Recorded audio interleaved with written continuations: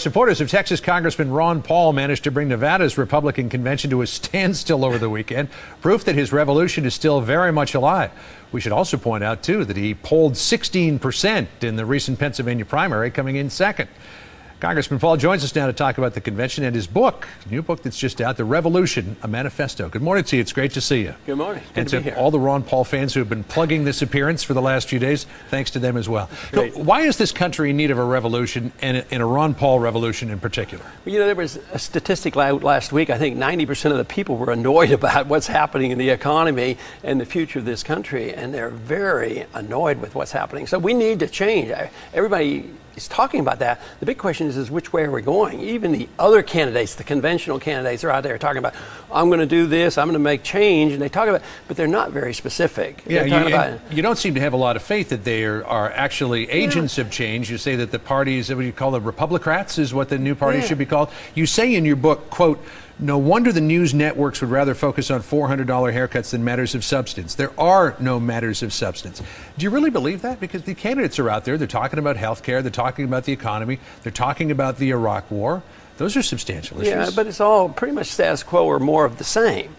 I mean, is anybody talking about free market medicine? No, they're talking about more government. Yet we've had government in medicine for 35 years, and look at the mess we have. Do they talk about changing monetary policy? No, they're going to maintain this Federal Reserve System, which has created the monster. It creates all our bubbles, creates our recessions, creates the inflation. They're not talking about that.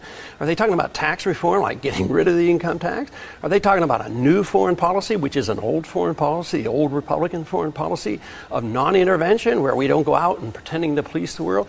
Even President Bush ran on, don't police the world, and let's not go into nation building. And that's what we're doing, and we're going bankrupt. So we need to get busy and really have change, because we need to immediately balance the budget, pay down some of the debt, let people go back to work, bring our troops home, have sound money. That's a revolution. But in a way, it's just going back to our original revolution. Well, at least part of what you just posited there, Bill Clinton was trying to do back in the late 1990s. He wanted to balance the budget, pay down the net.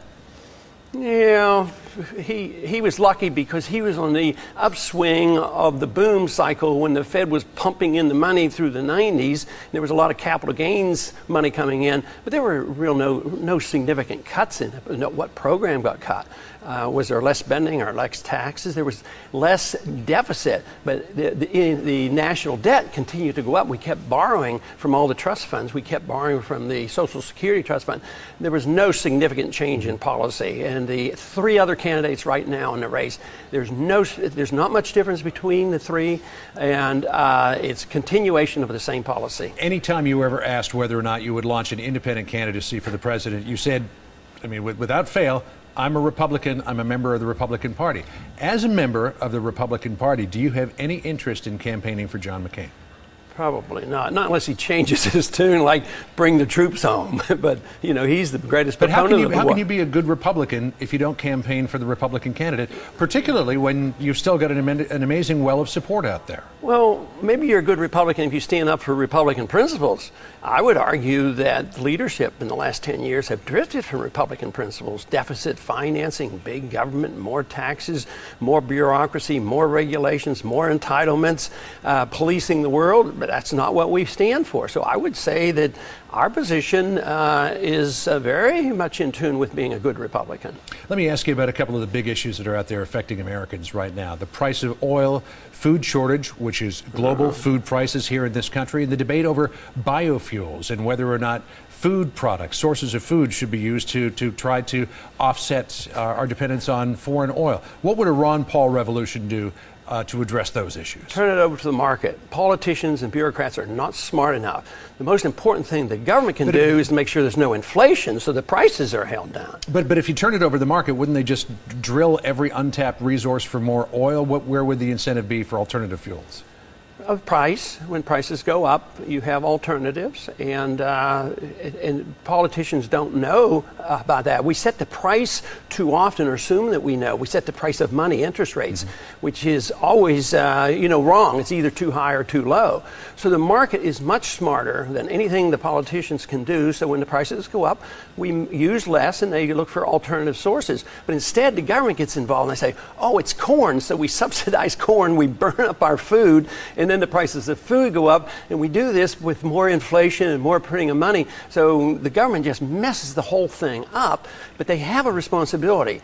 Property rights, protect the environment, have sound money, low taxes, less regulations. If the government does that, then the market will sort it out and decide which is the most efficient energy source. You mentioned interest rates just a second ago, and hand with that is the value of the dollar, which is partly responsible for why our oil prices are so high. Right. Back in the year 2000, you predicted the fall of the dollar, and you take aim at the Federal Reserve in your new book. You say, quote, Americans must reject the notion that one man, whether Alan Greenspan, Ben Bernanke, or any other chairman of the Federal Reserve Board, can know what the proper money supply and interest rates ought to be. Only the market can determine that. You're all for abolishing the Fed. They're meeting over the next couple of days, tomorrow and Wednesday, to decide what to do about interest rates. What do you think is going to happen, and what do you think the result will be? Well, they're going to print more money and try to lower interest rates because they're in a mess. But they got in a mess because they had interest rates too low and they printed too much money. So they created this problem by inflating the currency, and the only solution is inflate the currency more. And all I'm arguing there is that you follow the Constitution. There's no authority for a central bank, and only gold and silver is supposed to be legal tender. We knew, the founders knew what runaway inflation was all about, how they destroyed the continental dollar, and now we're destroying the dollar once again. It's a serious, serious problem economically and politically. There's so many things to talk about with you, and unfortunately so little time, but I just wanted to ask you about one other thing. The Nevada State Convention was suspended over the weekend because your supporters there got a rule change in which slowed things down in terms of how the delegates were counted and apportioned. What was that all about, and what will the net effect be? I don't know all the details. I was there, gave a speech, and then I had to move on. But yes, we had a lot of supporters there, and the people who were in charge of the party there seemed to want to exclude us, and they closed it down. Somebody said, you know, sometimes factions walked out. This time the party walked out, and they didn't want us to have the delegates. Are you looking for more delegates? Oh, sure. I mean, we're picking up delegates all the time, and that's what campaigns are supposed to be for. I mean, what's the sense of having a convention if everything is decided? Mm-hmm. And it's sort of a shame the taxpayers help pay for these conventions, but it's nothing more than a show. And we're trying to say that we have a right to argue our case that the Republicans ought to stand for something. And they used to, and I'd like to see that happen again. Well, you still got some money to do it, too. I think you get $4 million left over in your campaign. Something like that. Not bad. Other candidates would like that money. Congressman Paul, it's always great to see you. Thank you. Thanks for dropping by this morning. Congratulations on the book. It's a great read. It's a very small book, too. It's easy to carry around. Thanks again.